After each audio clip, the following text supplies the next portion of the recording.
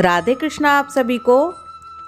माघ महात्म्य के अध्याय 6 में हमने कुंडल और विकुंडल नाम के 2 भाइयों की कथा सुनी।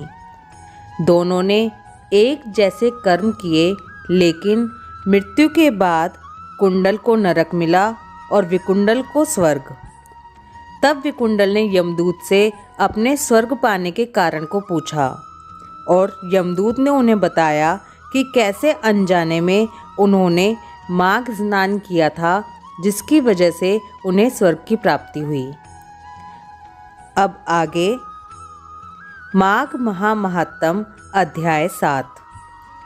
विकुंडल द्वारा किए प्रश्न को सुनकर यमदूत कहने लगा, हे विकुंडल, तुमने बड़ा सुंदर प्रश्न पूछा है। यद्यपि मैं पराधीन हूँ, फिर भी तुम्हारे स्नेहवश अपनी बुद्धि के अनुसार बतलाता हूँ। जो प्राणी काया, वाचा और मनसा से कभी दूसरों को दुख नहीं देते, वे यमलोक नहीं जाते। किसी भी प्रकार की हिंसा करने वाले मनुष्य वेद, यज्ञ, तप और दान से भी उत्तम गति को प्राप्त नहीं होते। ऋषियों ने अहिंसा को सबसे बड़ा धर्म, तप और दान बताया है। जो मनुष्य जल या पृथ्वी पर रहने वाले जीवों को अपने भोजन के लिए मारते हैं, वे काल सूत्र नामक नरक में पड़ते हैं और वहाँ पर अपना मांस खाते हैं और रक्त पीप पान करते हैं तथा पीप की कीचड़ में उनको कीड़े काटते हैं। इसके बाद जब भी वे दोबारा जन्म लेते हैं, वो हिंसक, जन्मांध, काने, कुबड़े, लूले, लंगड़े, दरिद्र और अंगहीन होते हैं। इस कारण इस लोक तथा परलोक में सुख की इच्छा करने वाले को काया, वाचा तथा मन में दूसरों का द्रोह नहीं करना चाहिए। जो हिंसा नहीं करते, उनको किसी प्रकार का भय नहीं होता। जिस तरह सीधी और टेढ़ी दोनों प्रकार की बहने वाली नदियाँ समुद्र में मिल जाती हैं, वैसे ही सब धर्म अहिंसा में प्रवेश कर जाते हैं। ब्रह्मचारी, गृहस्थ, वानप्रस्थी तथा यति सभी अपने अपने धर्म का पालन करने और जितेंद्रिय रहने से ब्रह्मलोक को प्राप्त होते हैं। जो जलाशय आदि बनाते हैं और सदैव 5 यज्ञ करते हैं, वे यमपुरी में नहीं जाते। जो इंद्रियों के वशीभूत नहीं हैं, वेदवादी और नित्य ही अग्नि अर्थात हवन आदि का पूजन करते हैं, वे स्वर्ग को जाते हैं। युद्ध भूमि में जो शूरवीर मर जाते हैं, वे सूर्यलोक को प्राप्त होते हैं।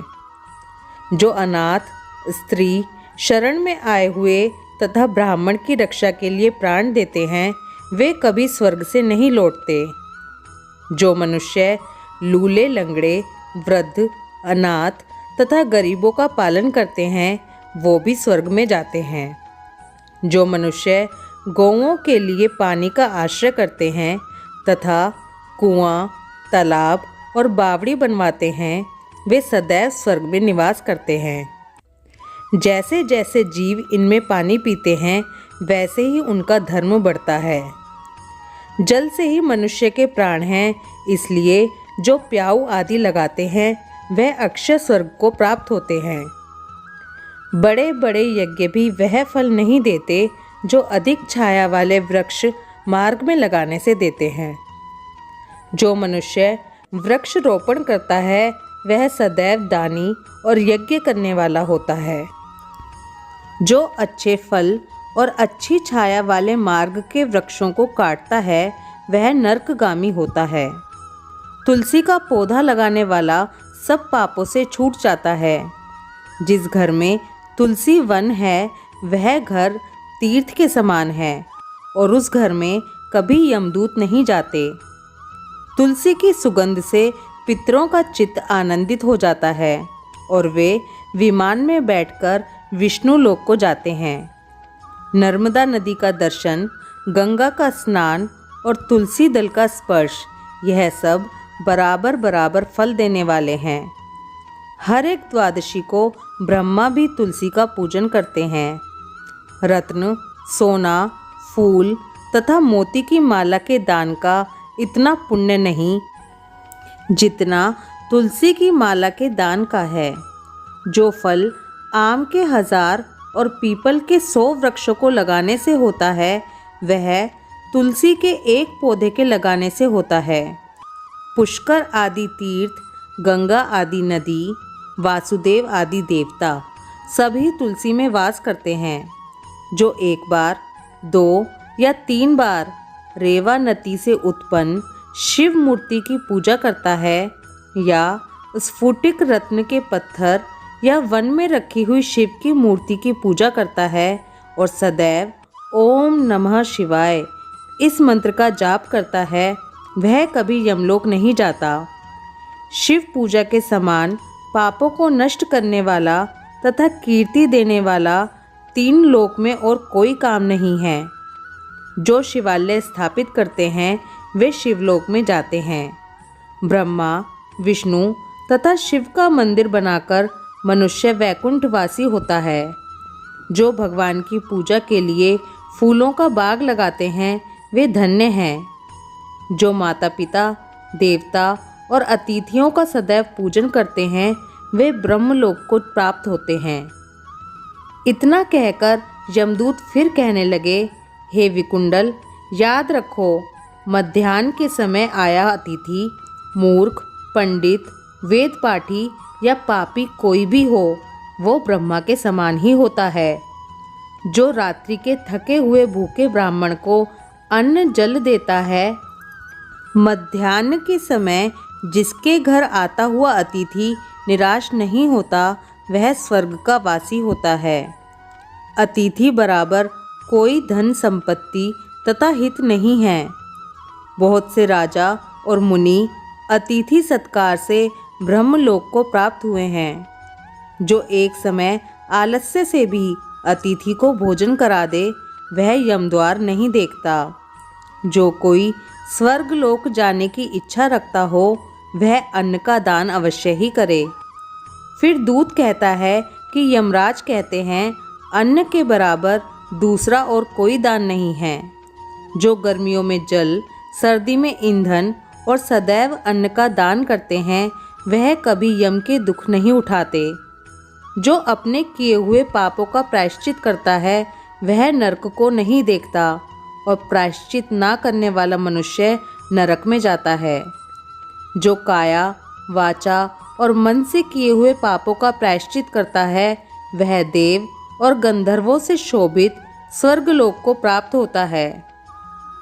जो नित्य ही व्रत, तप, तीर्थ करते हैं और जितेंद्रिय हैं, वह भयंकर यम को नहीं देखते हैं। नित्य स्नान करने से बड़े बड़े पाप नाश हो जाते हैं और मनुष्य यम को नहीं देखता। बिना स्नान पवित्रता कैसे हो सकती है? जो मनुष्य पर्व के समय बहते जल में स्नान करते हैं, वह बुरी योनि में नहीं जाते और ना ही नरक में जाते हैं। माघ मास में प्रातः स्नान करने वाले मनुष्य को नियम पूर्वक तिल, पात्र और तिल कमल का दान करना चाहिए।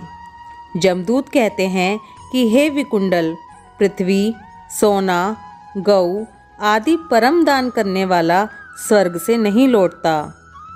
पुण्य तिथियों और संक्रांति आदि को थोड़ा सा दान करके भी मनुष्य बुरी गति को नहीं प्राप्त होता।